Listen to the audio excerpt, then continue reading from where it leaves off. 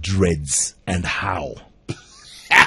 Right? Your dreadlocks. I had little dreads, yeah. Yes, I saw. Remember? Even in college, yeah. No, when this you're was later. coming now to give that commencement speech. a commencement So, speech. in 2003, November, I got this assignment.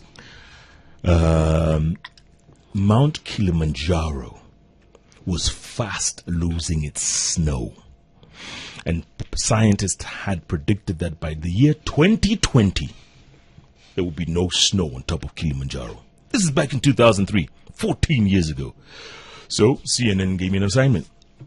Climb the mountain, go with the scientist, cameraman, scientist, myself. Let's go up the mountain. I thought it was an incredible assignment, right? But with the Miyadi in my hair, I said, you know what? For 6 days, what am I going to do? I can't just be putting Miyadi every day as I'm climbing this mountain. What do? Throw in some dreads. Okay. So that was the beginning of it, right? So we now fly to Moshi, Kilimanjaro, the airport. Fly there, drive to the town of Moshi. Now, there are several routes to go up Kilimanjaro. You know this, huh? Yes. There's a very popular route called Marangu route, or the Coca-Cola route. That's the route that most tourists go, because it's an easy climb, and you acclimatize as you go up. Pole. They say pole. Pole.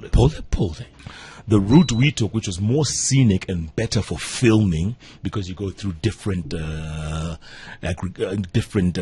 regions, zones, you can say, different zones. Route we took was called Machame.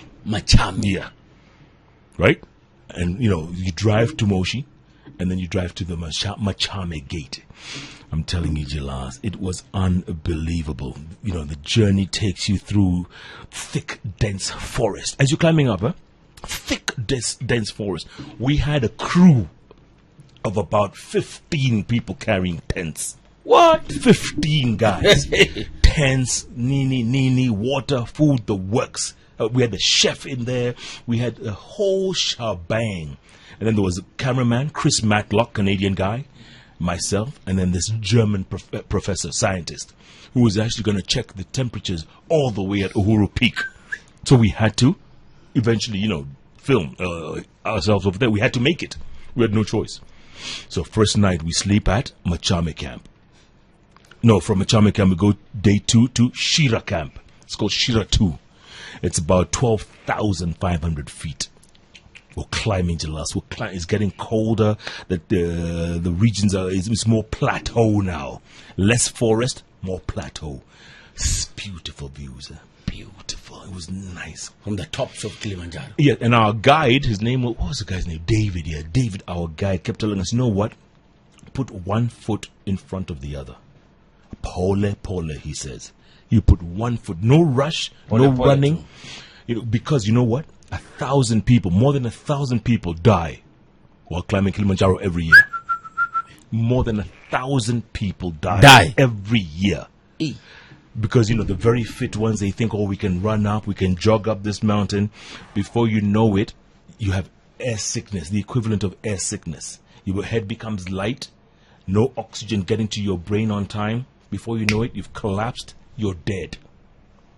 More than 1,000 every year. And that's why David, the guide, kept telling us, pole. 1 foot in front of the other. Day 3, from Camp Shira to Lava Tower. Beautiful setting. I mean, at night you could see the moon reflecting off the snow of Kilimanjaro. Unbelievable, man. And each night we're in a tent, nice tent, beautiful, warm. You sip some warm tea. As you look over. And then from Camp Lava, we went all the way to Barranco Camp. Barranco. They call it Camp Baridi. This is about 14,000 feet. 14,000 feet. Added another 2,000. Imagine. Now, this is the one. Because from Camp Baridi, they wake you up at 11 p.m., right? 11 p.m., now you're going to walk for the next 7 hours straight. And you're walking up a steep cliff like this. 7 hours. 7 hours non-stop. And don't forget, our guides are there. Everyone's there. Cameraman is there. The people are carrying stuff. Yes. People are carrying tents. Climbing like this. At exactly 5:30, Jalas, is when you get on top of the crater, right? And the crater is called, what's it? Camp Barafu, yeah. You climb onto. But yeah, Camp Barafu. All the way at the top. Barafu. McKinnon's Peak. You know, Barafu is snow, ice, snow, right? Yeah. McKinnon's Peak, right there. The sun is rising in the east. And it's hitting as it comes over the horizon is when you get to the top of the crater. The most unbelievable scene you've ever seen, Jalas. Amazing. What? At 19,000. But guess what? You haven't reached the peak yet. Oh! There's still an hour's walk from there To now the peak. to now Uhuru Peak. So now you've climbed to the top, you've seen the sun rising, and now you have maybe, 2 hours you can stay up there. 1 hour to get to Uhuru Peak. Right? At 5,895 meters or 19,341 feet. And eventually you walk in snow, hard snow and ice. Boom, boom, boom. You're walking, we're filming, we're talking, we're doing the whole thing, interviewing the German guy, doing the whole work. We haven't forgotten. We get to Uhuru Peak, and of course, everybody wants you have to have a picture at Uhuru Peak. This is the proof that now you've made it. I was at Kilimanjaro. I was here, the highest point, the roof of Africa. You get there, Jalas, you feel like you're on the roof. Unbelievable feel, I'm telling you, man. And I was telling this German guy, I said, you said by 2020 there'll be no snow here, all this snow we're seeing. And he says, listen, this scientifically, that's what we've seen. And he kept going, giving his reasons, blah, blah, blah. Global warming, climate change, all that stuff. Today is what? It's 14 years later, right? Mm-hmm. We've got 3 more years to 2020. There's still snow on Kilimanjaro, right? Hasn't gone anywhere. I mean, some years or some seasons you can see that the snow is melted. Mm-hmm. But it always comes back, right? Yes. You don't mess with Mother Nature, man. Anyway, so we spent about 45 minutes at Uhuru Peak. Filmed, did interviews, did a PTC, piece to camera. And then we had to rush down because this is the worst part. If you stay up there too long at 5,895 meters, you die. Bang. You die. You collapse. Your brain doesn't get enough oxygen. So we have to literally scramble to get now to the 15,000 level.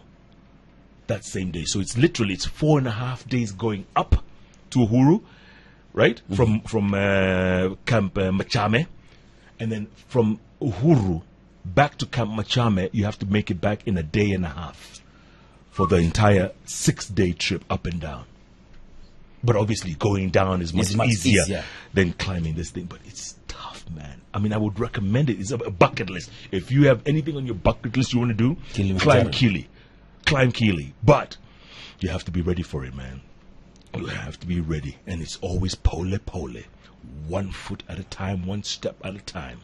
No rush, no running. There's no need for any of that. You just go pole.